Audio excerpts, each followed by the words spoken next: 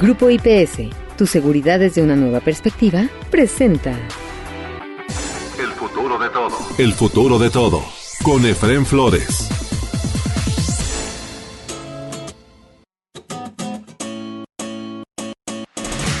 Bienvenidos a El futuro de todo, el podcast que ve hacia adelante.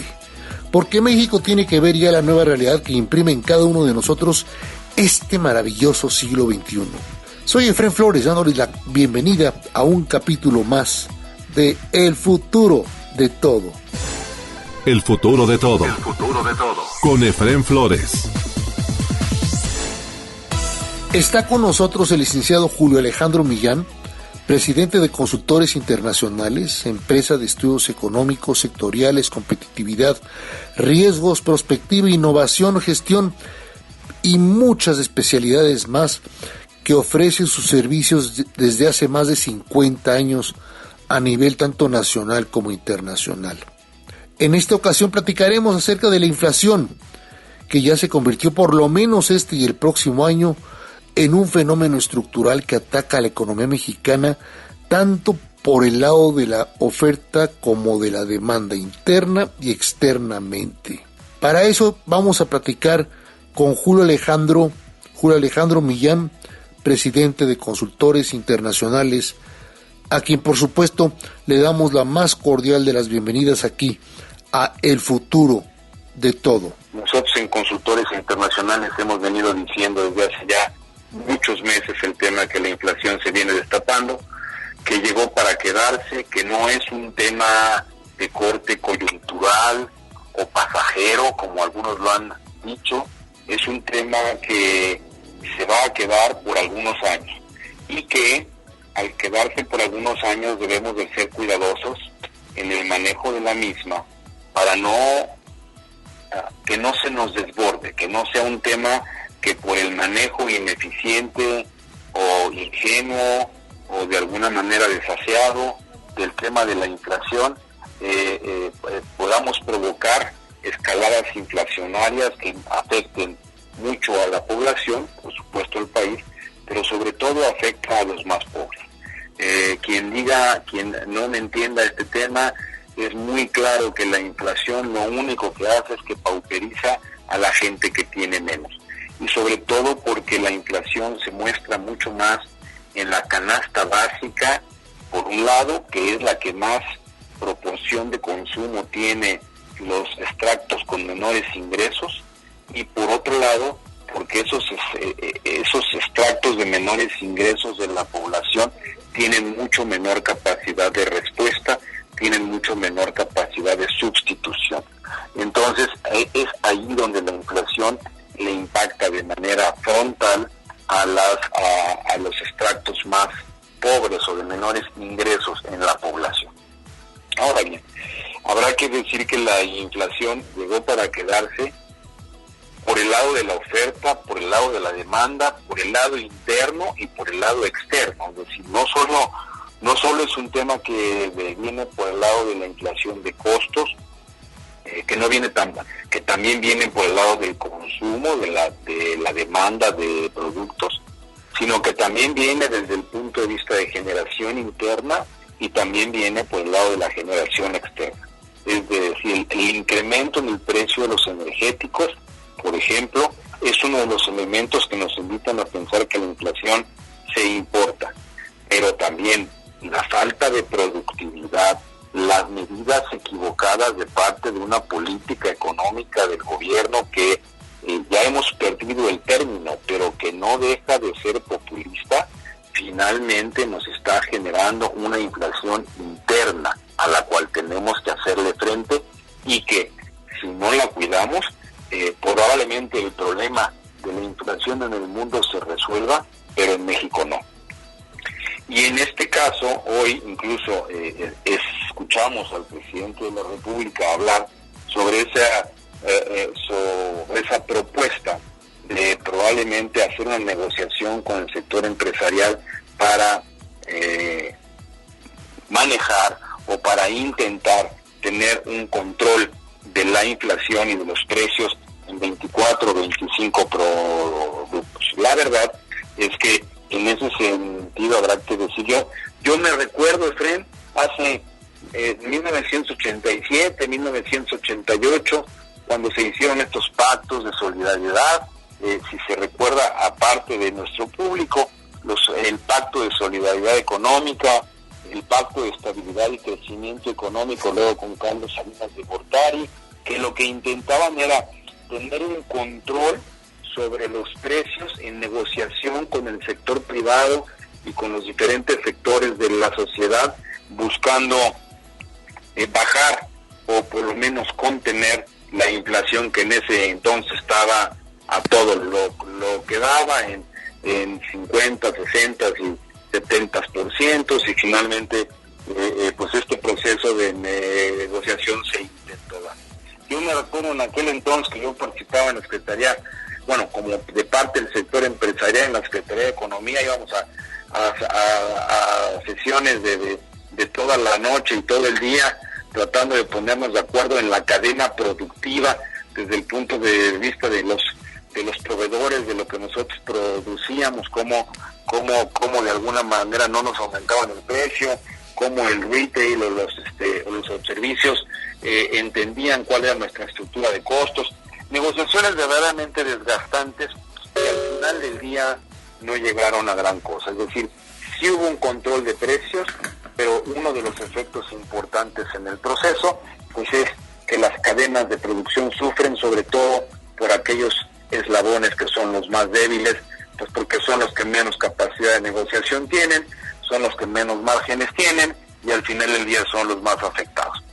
Prueba de ello actual, ya me voy a 25 o 30 años, me voy hoy a la actualidad, como en el caso de Argentina han generado este pacto, generaron en Argentina un pacto que le llaman con la idea de anclar la inflación, y lo arrancaron desde octubre hasta febrero de este año, en el cual incorporaron cerca de 1.500 productos tratando de controlar sus precios. Pues, sin embargo, Argentina sigue con el 50% de inflación, una de las inflaciones más altas en toda América. Así es que ahí nos damos cuenta de la ineficiencia, tanto para el objetivo de bajar la inflación, como para la construcción de la cadena o para la sanidad de la cadena de producción, que al final del día no suena muy bien. Y si a eso le sumamos que en el caso de México la mención del presidente de la República fue un tema que tiene que ver con cómo no metemos al Banco de México en estos temas, habrá que recordar que el Banco de México debería de ser el menos indicado para subirlo a este ring. Pareciera que es un esquema de presión de lo que sea, de la firme intención que tiene el gobierno federal de quitarle cierta autonomía al Banco de México y subirle a rings que no les corresponde. Entonces, la realidad, lo que nosotros estamos observando es que, pues primero, la inflación no se va a quitar por decreto. La inflación no se mueve por pactos o por incluso control de precios, que sería un desastre en este país. Digamos que no se ha manejado el término de control de precios, pero si eso fuera, sería un verdadero desastre. Lo único que genera un control de precios es que desalienta la inversión, desalienta el abasto, y al final del día es como hacerse el harakiri. Entonces, creemos que si bien puede ser un buen objetivo, si bien puede estar bien intencionado, si bien pretendería tener una contención del incremento de los precios, pues también hay que decir que el infierno está lleno de buenas intenciones y al final del día luego no suceden.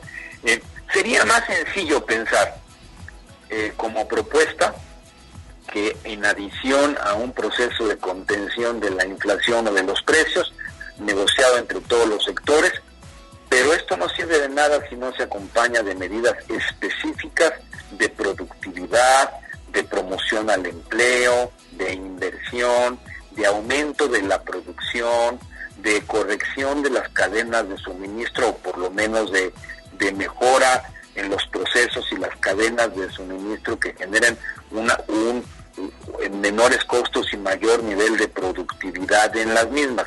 De otra manera, vamos a estar frente a una buena intención de tratar de contener la inflación y no vamos a poderla contener.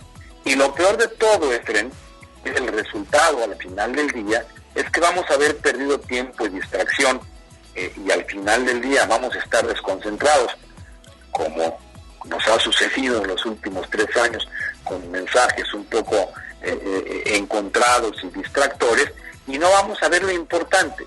Lo importante es la economía real, lo importante es la productividad, lo importante es la inversión, lo importante es la construcción del empleo.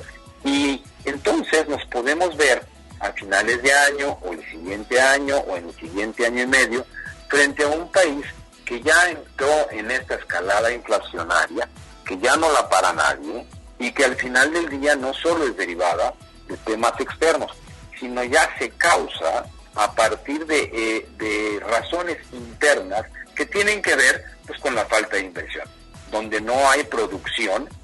Pues si no reactivamos la producción en este país a través de la inversión, pues no va a haber producto. Si al final del día hay mayor demanda y hay menor oferta, pues el precio sube. Esa es una ley económica. Y entre tanto no incentivemos la producción y la inversión en este país, pues no va a haber capacidad de afrontar una mayor demanda, no va a haber tampoco una capacidad de generar mayor número de empleos. Si seguimos con estas políticas energéticas, no va a haber energía que nos alcance para poder producir más. En fin, hay un caldo de cultivo que se está preparando, y yo te diría, desafortunadamente me encantaría poder dar una imagen distinta, pero yo diría que nuestra predicción no es buena en términos de la inflación. Creo que el control de la inflación va a ser somero, y creo que la idea de hacer un pacto o una negociación en ese sentido será más bien de tipo coyuntural, de buenas intenciones, que de acciones y de realidades. Así es que creo que una de las medidas importantes para aquellos que nos escuchan pues tiene que ver de alguna manera con protegerse frente a la inflación. La noticia no es buena. Pensar que esto es de corte coyuntural, que nos va a llevar 1 o 2 meses a arreglarlo, yo y en consultores internacionales no lo creemos así. Tenemos una predicción de inflación que no baja del 7,5%, e incluso pudiera ser mayor dependiendo de las circunstancias que se nos den en el país. Y por lo tanto tenemos que prepararnos ante posibles escaladas inflacionarias, y si no corregimos los temas de inversión, de producción y de productividad con incentivos hacia la producción y hacia el empleo, difícilmente podemos ver un futuro alentador en materia de inflación para los siguientes años. Mi comentario, estimado Efren. Muchas gracias a Julio Alejandro Millán, presidente de Consultores Internacionales, por este análisis tan importante para nuestros amigos del Futuro de Todo. Si a usted le interesa conocer más de Consultores Internacionales y por supuesto el perfil de Julio Alejandro Millán, visite el sitio que aparece aquí en la portada específica de este podcast de El Futuro de Todo. 20 segundos y regresamos con ustedes aquí a El Futuro de Todo. ¿Te preocupa tu seguridad o la de tu empresa? ¿Necesitas oficiales de seguridad, protección ejecutiva, monitoreo personal o vehicular? No te preocupes. Con Grupo IPS, empresa mexicana en seguridad privada, tu seguridad desde una nueva perspectiva tiene lo que necesitas. Además, son especialistas en alarmas y seguridad electrónica. GrupoIPSMexico.com. El futuro de todo. El futuro de todo. Con Efrén Flores. Continuamos en El Futuro de Todo. Soy Efrén Flores, dándoles el más cordial de los saludos. Jimena Céspedes es directora general de Metrix, empresa de inteligencia artificial, social analytics, relaciones públicas digitales, manejo de crisis y profiling. Y ella nos platica acerca de un estudio en redes sociales y medios de comunicación tradicionales, pero digitalizados ya, pero bien interesante que ellos realizaron para el periodo 2019 y hasta abril de este año. O sea, en pocas palabras, lo que va de este gobierno, de este sexenio. En esta ocasión le preguntamos a Jimena sobre los cambios y temas en las conversaciones de los usuarios de redes y medios digitales en torno al presidente López Obrador. Bienvenida, Jimena, a El Futuro de Todo. ¿En qué temas está la gente, digamos, la población de redes más en favor del presidente? Mira, al comienzo, cuando empezamos, digamos, enero, febrero, marzo, digamos que había una movilización que venía desde... ¿Te refieres a enero, perdón que te interrumpa, 2019. enero, febrero, marzo del 2019? Correcto, exactamente. Al comienzo de enero a marzo, veníamos con una inercia desde los años anteriores de una movilización en medios digitales de gente que estaba a favor del presidente, o sea, no solamente por el hecho de que hubiera ganado, sino porque él, si pudiéramos decirlo así, fue el primer presidente elegido a través de medios digitales en México y que efectivamente sí tenía o tiene todavía una campaña importante de gente a favor que lo defiende entre esos medios digitales. Entonces, al comienzo la conversación no era muy alta, aunque ya salían mañaneras. Sin embargo, los temas que se ponían eran más positivos e incluso hubo varios hashtags, por ejemplo los de 30 millones con AMLO, que duró varios días en donde la gente estaba a favor de lo que estaba diciendo el presidente. Cuando empezó en realidad un tema negativo fue la primera manifestación de mujeres en 2019, cuando se encontró que no había una empatía real entre el discurso del presidente con las movilizaciones y los requerimientos de esas mujeres. Digamos que a partir de ahí, que estamos hablando igual de marzo de 2019, empezó a cambiar un poco el panorama de uno frente a los otros. Y es cuando comienzan los hashtags de AMLO México te reclama y la marcha del silencio. Digamos que aquí las mujeres han sido un buen termómetro de la conversación digital año con año en relación con el presidente. Otros temas que le afectan, más bien, que son positivos para el presidente, siempre son los temas relacionados con su salud, o sea, cuando le ha dado COVID, cuando lo felicitan por los informes de gobierno, las felicitaciones por su cumpleaños, y los más relevantes han sido cuando ha tenido algo destacado a nivel internacional, cuando México participa, por ejemplo, en la visita del presidente a Estados Unidos a la Casa Blanca, o cuando fue la cumbre de CELAC, o el acuerdo de la COP26, o el tema, por ejemplo, en donde se solicitaba que el tema de legalización de armas, todos esos han sido temas positivos que la gente sí le aplaude al presidente.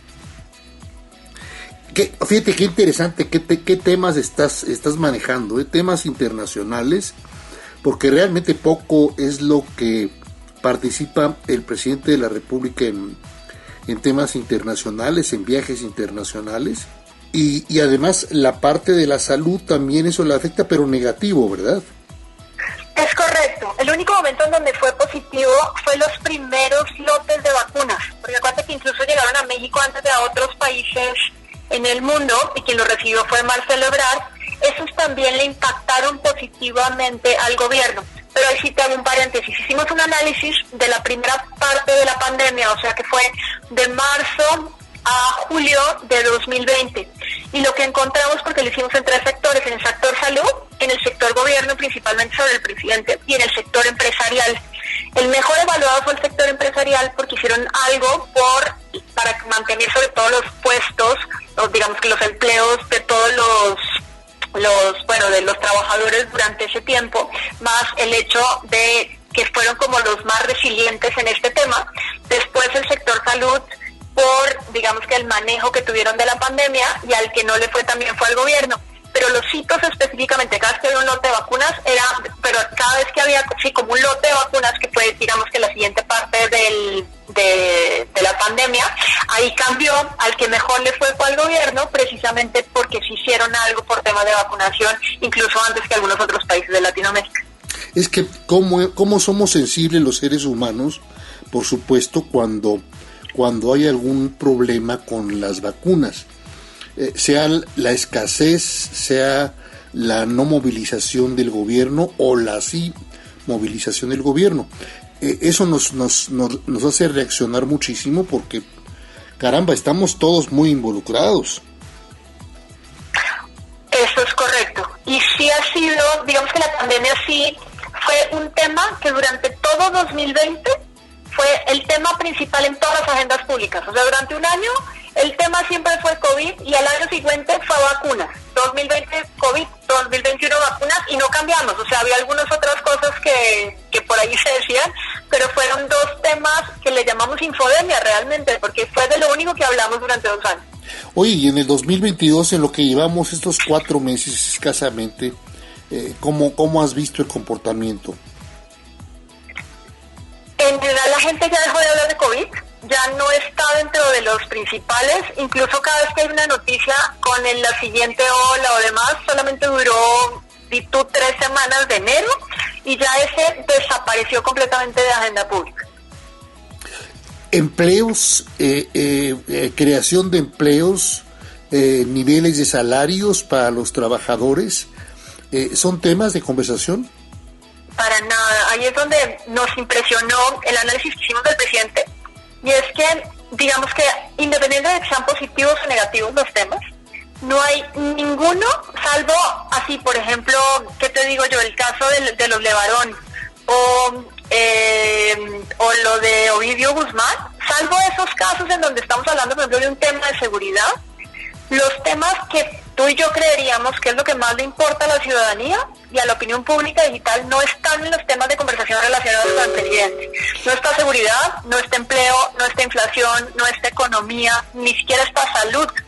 Lo que significa que ha manejado también la conversación a través de sus mañaneras y del manejo que tiene de los medios abiertos y la defensa en las redes sociales, podríamos decir, pero a todas, porque todo el mundo contesta lo que dice el presidente, no hay nadie que ponga la agenda realmente, que por eso están desaparecidos de la opinión pública digital los temas en los que realmente deberíamos estar todos hablando.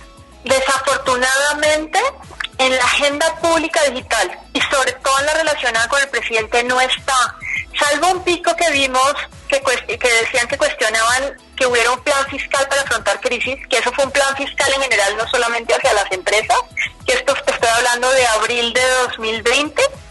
En general casi todos los temas vienen más relacionados con un escándalo que le impacta al presidente o que el mismo presidente lo genera, que al final termina siendo un espectáculo, como el tema de la UOT, ¿te acuerdas, José? En donde fue un análisis en donde, según esto, había un ataque en medios digitales en contra del presidente, digamos que fue uno de los más sonados, y el pico de este año, digamos que salvo el tema de España, que fue mucho más alto, el de quienes tienen las mentiras fue incluso más alto que el de BOA, que había sido el más alto ese año. Muy amplios datos los que nos proporcionó Jimena Céspedes acerca del comportamiento digital en México entre 2019 y este año y en relación a la figura del presidente de la República. Pero se nos agota el tiempo en esta ocasión. Ya presentaremos más adelante datos de Metrix en los próximos programas. Muchas gracias a Jimena Céspedes por este análisis que nos presenta aquí, en el futuro de todo. Si a usted le interesa conocer más de Jimena o de Metrix y sus estudios, visite el sitio que aparece aquí en la portada específica de este podcast de El futuro de todo. Eso es todo por hoy en El futuro de todo en México y de cara al mundo. La realización y producción de este podcast, El futuro de todo, está a cargo de Mario Díaz y su equipo en redes. Un servidor, Efrén Flores, se despide de ustedes esperando contar con su presencia en el próximo de nuestros podcasts de El futuro de todo. Hasta entonces.